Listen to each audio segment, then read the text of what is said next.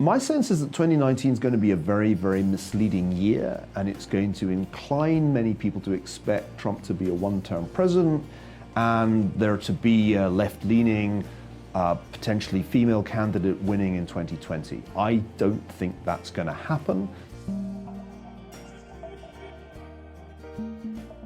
I do think that economically things are going better than most Democrats or indeed mainstream economists want to admit.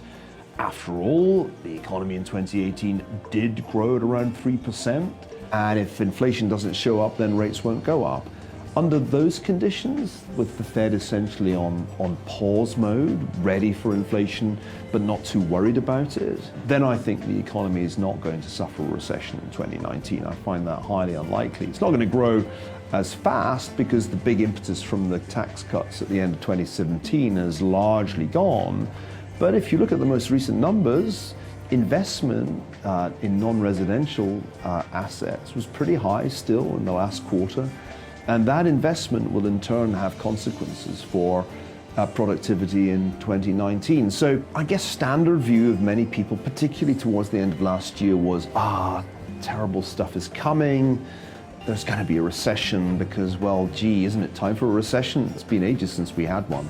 I think that kind of thinking was distinctly fuzzy when the economy was at full employment, but there was no inflation really in sight. If the Fed had continued to tighten into the first half of this year, I think we might well have ended up with a recession, or at least a significant slowdown. But the Fed changed its mind big time in January.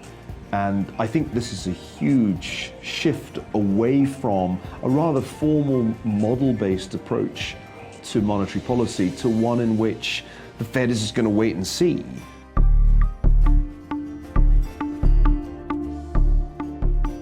I think that because the economy is doing relatively well, there is a real tailwind for this presidency that most commentators in New York and in Washington and on the West Coast are underestimating.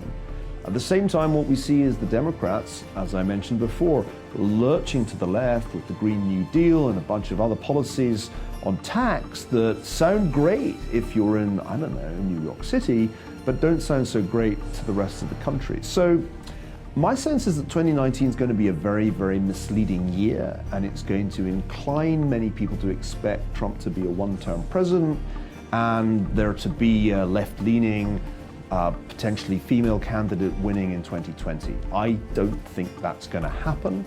And in that sense, I think the strange compromise between Republican tax and regulation policies and populist immigration and trade policies could turn out to work quite well.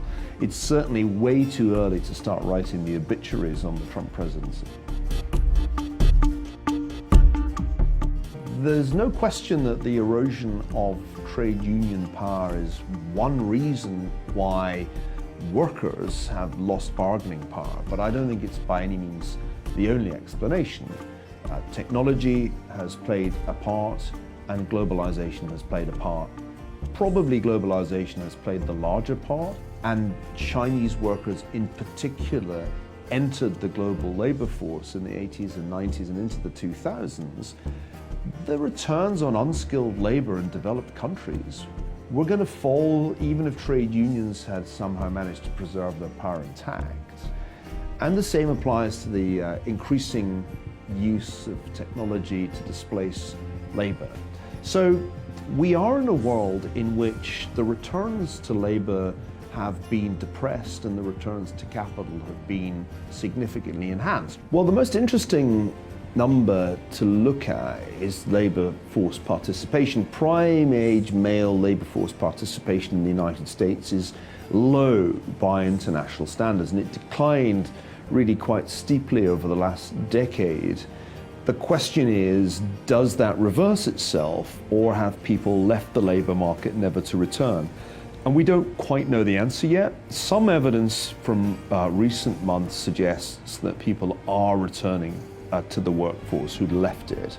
If that's so, then the labour market has more slack in it than we thought, and therefore it's not as tight a labour market as some economists had feared. Now, it's not all bad news. I mean, at some point, it seems to me the tight labour markets that we see in many countries, particularly the United States, ought to translate into higher wages. That's taking longer than most economists would have predicted. In fact, we're all kind of scratching our heads wondering why wages aren't going up faster and why inflation isn't going up faster.